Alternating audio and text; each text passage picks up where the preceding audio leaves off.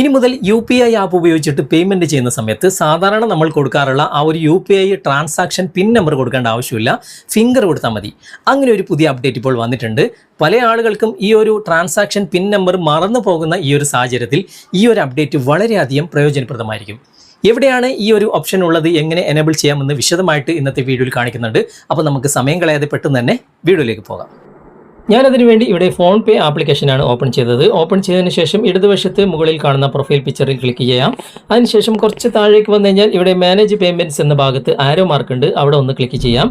എന്നിട്ട് കുറച്ച് താഴേക്ക് വന്നു കഴിഞ്ഞാൽ ഇവിടെ ന്യൂ എന്ന് എഴുതിയിട്ട് ബയോമെട്രിക് പേ എന്ന ഓപ്ഷൻ പുതുതായിട്ട് വന്നതായിട്ട് കാണാൻ സാധിക്കും, അവിടെ ക്ലിക്ക് ചെയ്യാം.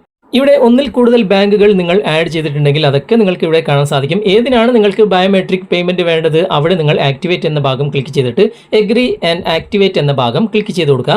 എന്നിട്ട് നിങ്ങളുടെ ട്രാൻസാക്ഷൻ കോഡ് ഇവിടെ എൻ്റർ ചെയ്ത് കൊടുക്കുക. അതിനുശേഷം ഇവിടെ താഴെ കാണുന്ന നെക്സ്റ്റ് എന്ന ഭാഗം ക്ലിക്ക് ചെയ്യുക. ഉടനെ നിങ്ങളുടെ ഫിംഗർ ചോദിക്കും. ഫിംഗർ ആഡ് ചെയ്ത ഉടനെ തന്നെ അത് ആക്ടിവേറ്റ് ആകുന്നതായിട്ട് കാണാൻ സാധിക്കും.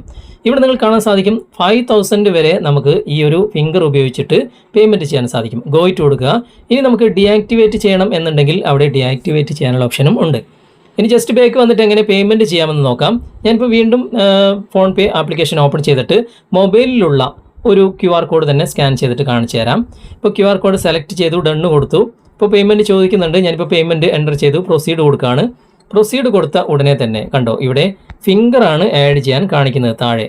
ആ ഒരു ബാങ്കിൽ ഞാൻ ഫിംഗർ ആഡ് ചെയ്തുകൊണ്ട് ഇവിടെ ഫിംഗർ ചോദിക്കുന്നുണ്ട്, അവിടെ ക്ലിക്ക് ചെയ്ത് കഴിഞ്ഞാൽ ഫിംഗറാണ് ഇവിടെ കൊടുക്കേണ്ടത്. ഫിംഗർ കൊടുത്ത ഉടനെ തന്നെ ആ ഒരു ട്രാൻസാക്ഷൻ നടക്കും. ഓക്കെ, ഇനി ജസ്റ്റ് ബാക്ക് വന്നു കഴിഞ്ഞാൽ ഇവിടെ നമുക്ക് പിൻ നമ്പർ എൻ്റർ ചെയ്യാനുള്ള ഓപ്ഷനും ഉണ്ട്. അപ്പോൾ രണ്ട് ഓപ്ഷനും നമുക്ക് ലഭിക്കും. ഓക്കെ, ഇനി ജസ്റ്റ് ബാക്ക് വന്നിട്ട് മറ്റൊരു ഫെസിലിറ്റിയും കൂടി ഞാൻ കാണിച്ചു തരാം.